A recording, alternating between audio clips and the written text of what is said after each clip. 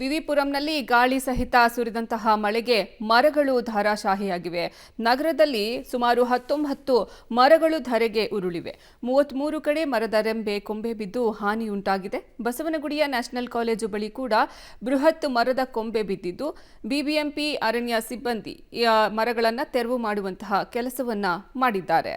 ಬೆಂಗಳೂರಲ್ಲಿ ಮಳೆ ಮತ್ತು ಗಾಳಿಗೆ ಅನೇಕ ಕಡೆ ಮರಗಳು ಧರೆಗುಳಿದಿದೆ. ನಾನೀಗ ಬಸವನಗುಡಿಯಲ್ಲಿದ್ದೀನಿ. ಬಸವನಗುಡಿಯ ನ್ಯಾಷನಲ್ ಕಾಲೇಜ್ ರಸ್ತೆಯಲ್ಲಿ ಇಲ್ಲೂ ಸಹ ಮರದ ಕೊಂಬೆ ಒಂದು ನೋಡ್ಬೋದು.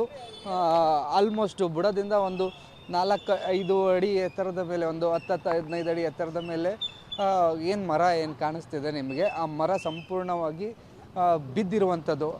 ಬುಡ ಸಮೇತ ಬೀಳದೇ ಇದ್ದರೂ ಕೊಂಬೆಗಳು ಬಿದ್ದಿರೋ ಪರಿಣಾಮ ಮರ ಬಿದ್ದ ಸಂದರ್ಭದಲ್ಲಿ ಇಲ್ಲಿ ಒಂದು ಕಾರ್ ಕೂಡ ನಿಂತಿತ್ತು. ಕಾರ್ ಕೂಡ ಜಖಮ್ಮಾಗಿದೆ. ಬಟ್ ಕಾರಲ್ಲಿ ಯಾರೂ ಇಲ್ದಲೇ ಇರೋ ಕಾರಣಕ್ಕೆ ಯಾವುದೇ ಪ್ರಾಣಾಪಾಯ ಆಗಿಲ್ಲ. ಮತ್ತು ಮಳೆ ಬರ್ತಿದ್ದ ಸಂದರ್ಭದಲ್ಲಿ ಈ ರೀತಿ ಆಗಿರೋದ್ರಿಂದ ಯಾರೂ ಓಡಾಡದೇ ಇರೋ ಸಂದರ್ಭದಲ್ಲೇ ಆಗಿದೆ.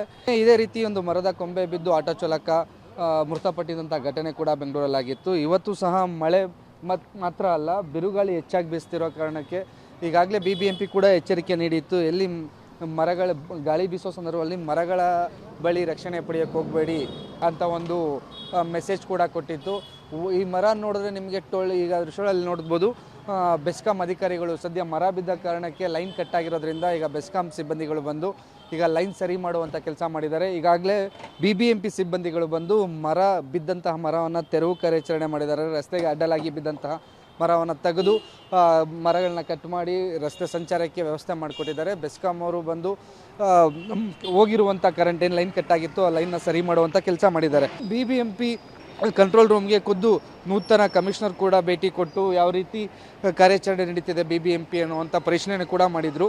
ಈಗ ನೋಡ್ತಿದ್ದೀರಾ, ಮರ ಬಿದ್ದಂಥ ಪರಿಣಾಮ ಆ ಮರವನ್ನು ತೆರವು ಮಾಡುವಂಥ ಕಾರ್ಯಾಚರಣೆ ಮಾಡಿ ರಸ್ತೆಯ ಬದಿಗೆ ಈಗ ಹಾಕಿ ಹೋಗಿದ್ದಾರೆ. ಈಗ ಕರೆಂಟ್ ಕೂಡ ಸದ್ಯದ ಏರಿಯಾದಲ್ಲಿ ಕಟ್ಟಾಗಿರೋದ್ರಿಂದ ಆ ಕರೆಂಟ್ನ ಸರಿ ಮಾಡೋ ಕೆಲಸ ಬೆಸ್ಕಾಂ ಅವರು ಮಾಡ್ತಿದ್ದಾರೆ.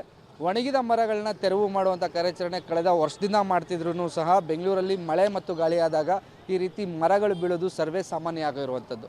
ಕ್ಯಾಮ್ರಾ ಪರ್ಸನ್ ಅಕ್ಷಯ್ ಜೊತೆಗೆ ಮಾರುತಿ, ಪಬ್ಲಿಕ್ TV, ಬೆಂಗಳೂರು.